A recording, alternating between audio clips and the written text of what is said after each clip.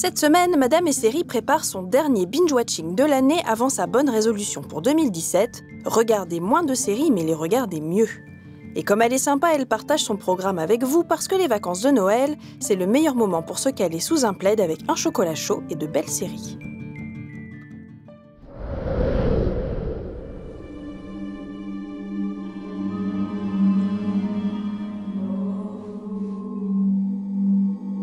Lily, you see something behind me. Parce que se faire peur est un passe-temps comme les autres, Madame et Série a dégoté le plus gros flip de cette année. Do you sense it? Something is coming. A vessel headed for the cove. You guys remember Candle Cove? That show gave me the worst nightmares. It's not just a TV show. It's back. La série anthologique Channel Zero développe sur 6 épisodes ultra angoissants un creepypasta, ces légendes urbaines nées sur le web. Dans cette première saison, c'est un programme pour enfants démoniaque qui les manipule et les pousse au pire qui est à l'honneur.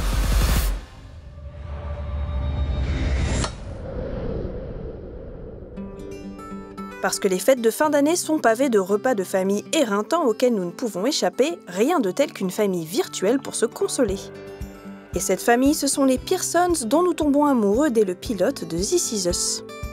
La fratrie composée de Kevin, acteur de sitcom frustré, Kate, sœur dévouée en lutte permanente contre son poids, et Randall, frère adopté à la recherche de ses racines, nous invite à sa table, nous prend par la main et nous rappelle que tout va bien. 36 years ago, you left me at the front door of a fire station. I'm your biological son. If you think I'm gonna forgive you, I don't. Screw you. You wanna meet your grandchildren? La bande-son est parfaite et les émotions se bousculent, nous faisant passer de la joie à la mélancolie en quelques lignes de dialogue. Alors que les bons drames familiaux sont rares et que nous ne nous sommes toujours pas remis de l'annulation de The Good Wife, This Is Us devient très vite notre meilleur ami.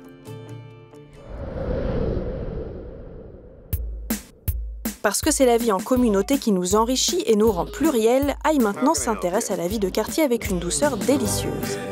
Adaptée d'une web-série, elle suit un livreur de drogue douce, hipster et cool, et s'arrête chez ses clients dont nous partageons une tranche de vie. Hey, can I buy some? What do you mean? I live right there, I can smell it. Au gré de ces livraisons, nous écoutons les confidences de personnages de tous horizons, dont une fashionista qui s'invente une vie sur Instagram, avant de fondre en larmes seul dans son lit, un couple libertin au bord de l'explosion, ou encore un papy qui s'invente une seconde jeunesse en parcourant les raves. There was a lot of touching and hugging and body glitter, just too early in the morning, but I'm over 30, so what do I know? Parce que les branchouilles de Brooklyn sont une source éternelle d'inspiration et qu'on se prépare au retour de Girls dans quelques semaines, Search Party est notre caution cool de Noël et elle arrive le 23 décembre. Elle raconte l'enquête bancale et désespérée d'une bande d'amis pour retrouver Chantal, une jeune fille disparue. She's out there, and I'm gonna find her. Yeah, but I need your guys' help. Okay, I love this idea. À la tête de cette brochette d'inspecteurs du dimanche obsédés par leurs fringues et adeptes de brunch vegan, il y a Dory. Frustrée par sa vie superficielle et fatiguée par son couple mou du genou, elle cherche un sens à sa vie.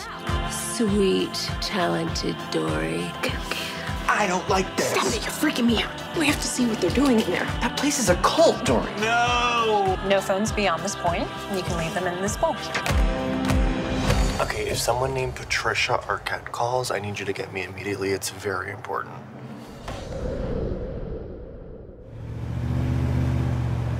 You can look him in the eye now. No matter who he is or what he done, you look him right in the eye.